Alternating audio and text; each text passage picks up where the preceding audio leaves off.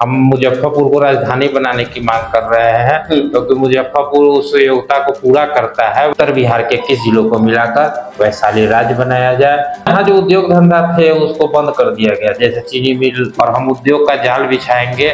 हम गन्ने की खेती को बढ़ावा देंगे। अनुसंधान केंद्र खुला हुआ है, किसानों को पता ही नहीं चलता है कि क्या हो रहा है। जी नमस्कार, मैं हूं विद्रोही और आप देख रहे हैं डीपी पीपल वॉइस। अभी हम चर्चा करने के लिए बैठे हुए हैं वैशाली निर्माण संघ के राष्ट्रीय अध्यक्ष हमारे साथ में है अविनाश तिरंगा जी, जो कोरोना काल में हजारों की संख्या में ऑक्सीजन बांटकर ऑक्सीजन बाबा के रूप में फेमस हुए थे।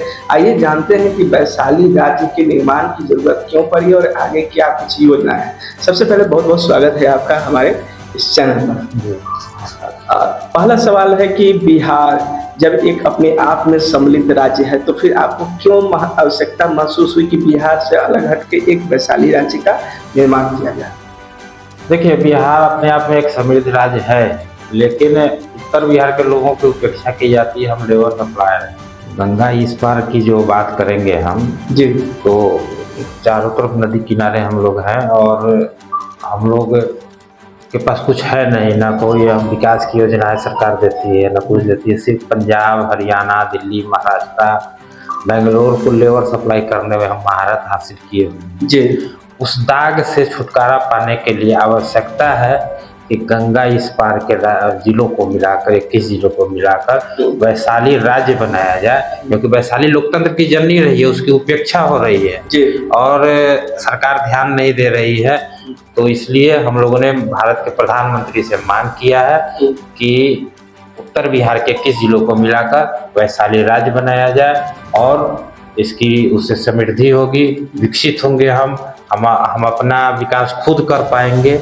अलग राज्य बनने के बाद क्या कुछ प्राथमिकताएं आपकी होंगी, कैसे कैसे किन किन बिंदुओं पर ध्यान देंगे, तो जो उत्तर बिहार है उससे ज्यादा विकसित दक्षिण बिहार होगा? यहाँ जो उद्योग धंधा थे उसको बंद कर दिया गया, जैसे चीनी मिल हमारा प्रमुख उद्योग था। जी, चीनी मिल था, और जो उसको बंद कर दिया गया। और एक बार गन्ना अगर हम लगाते थे तो उसको कम से कम 3 बार काटते थे जी, जो कि बंद हो गया। प्रधानमंत्री जी ने भी कहा था कि चकिया का चीनी मिल चालू करेंगे, उसके चीनी का बना हुआ चाय हम पियेंगे। आज तक तो चालू हुआ नहीं। नहीं, वो तो भाई बोलना आसान है, धोखा दे रहा है।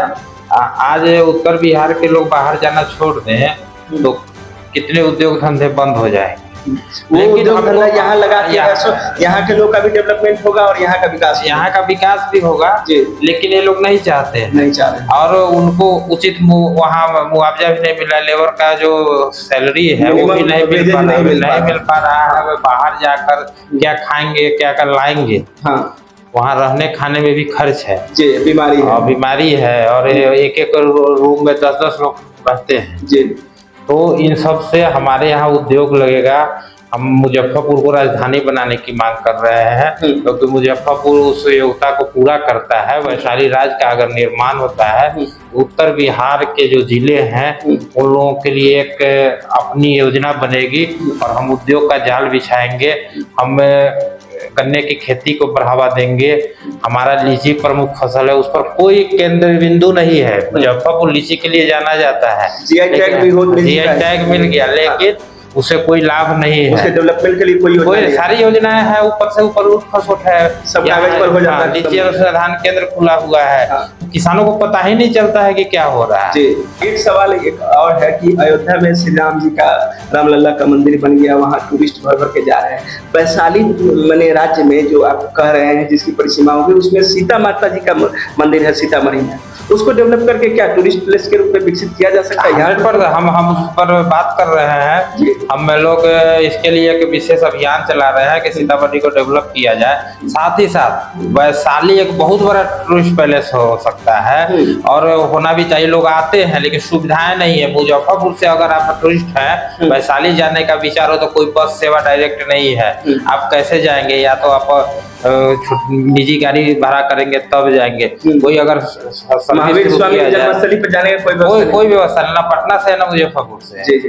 तो अगर हमारा यह डेवलप होता है वैशाली, तो गया से ज्यादा यहाँ पे डेवलपमेंट होता है। अच्छा, यहाँ पे जितनी व्यवस्थाएं हैं लोकतंत्र की जननी है और उसको डेवलप करने के नाम पर सिर्फ लूट खसोट किया जा रहा है। इस बार जो प्रत्याशी जमीन को उतर रहे हैं चुनाव में, वैशाली लोकसभा से भी उतर रहे हैं, मुजफ्फरपुर से भी उतर रहे हैं और मैंने उत्तर बिहार में कई लोकसभा सीटें हैं, तो उन प्रत्याशियों से आपकी क्या डिमांड होगी? क्या मुद्दों के आधार पर आप किसी दल को या किसी कैंडिडेट को समर्थन करने जा रहे हैं? समर्थन करेंगे तो उसका आधार क्या होगा, या फिर खुद चुनाव? नहीं, देखिए, हमारी जो योजनाएं हैं, अभी हमारी टीम लगातार संपर्क में है लोगों के और कैंडिडेट भी हमारे संपर्क में है। हम अभी फाइनल, क्योंकि हमारे यहाँ चुनाव जो है 5वें-6ठे चरण में है, तो हम लोग इस पर योजनाएं बना रहे हैं और इस योजना के तहत एक प्लानिंग है कि हम लोग वैसे कैंडिडेट को समर्थन दें जो वैशाली राज्य की बात करें और हम लोग उनको समर्थित करके जिताकर संसद में भेजें कि संसद में जाकर वे हमारी आवाज़ को उठा सके। हमारे कुछ कैंडिडेट लड़ने भी जा रहे हैं, ये इसकी भी घोषणा भी हम लोग शीघ्र करेंगे।